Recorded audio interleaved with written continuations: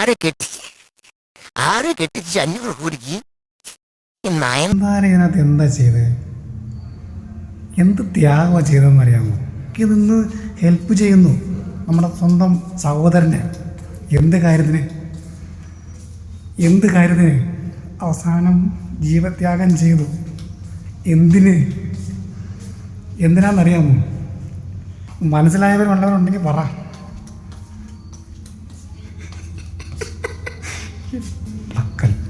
വേണ്ട, മോശം, ഈ വൃത്തിയിട് എന്നൊന്നും പറയരുത്. എനിക്ക് സമയമില്ലാഞ്ഞിട്ട് 9 മണിക്ക് പടം ബുക്ക് ചെയ്തിട്ട് കൂടെ അങ്ങനെ ഇല്ലായിരുന്നു കാണാൻ. 10:20 ഷോ കണ്ടിട്ട് 10:45 ഞാൻ എൻ്റെ അടുത്തിരുന്ന് ചോദിക്കുമോ, ഇതിനകത്ത് എന്ത് സംഭവം മനസ്സിലാകുന്നില്ലെന്ന് പറഞ്ഞു. ഞാൻ കണ്ടത് ഹിന്ദി വെർഷനാണ് കേട്ടോ. അതിനകത്ത് പറയുന്നത് എന്ത് സംഭവം എന്ന് എനിക്ക് മനസ്സിലാകുന്നില്ലെന്ന് പറയും. അപ്പം പറയാം, വരാനുണ്ട്, സംഭവം വരാനുണ്ട്, ഇനിയാണ് സംഭവം വരാൻ പോകുന്നതെന്ന്. അപ്പം അങ്ങനെയാണ് ഞാൻ ചോദിച്ചത്. അപ്പം എന്നാൽ വെയിറ്റ് ചെയ്യാം. കറക്റ്റ് 40-45 മിനിറ്റായപ്പോഴേ ഞാൻ മനസ്സിലായി ഈ പടം തീർന്ന് പണ്ടാൻ തുടങ്ങിയെന്ന് എനിക്ക് മനസ്സിലായി.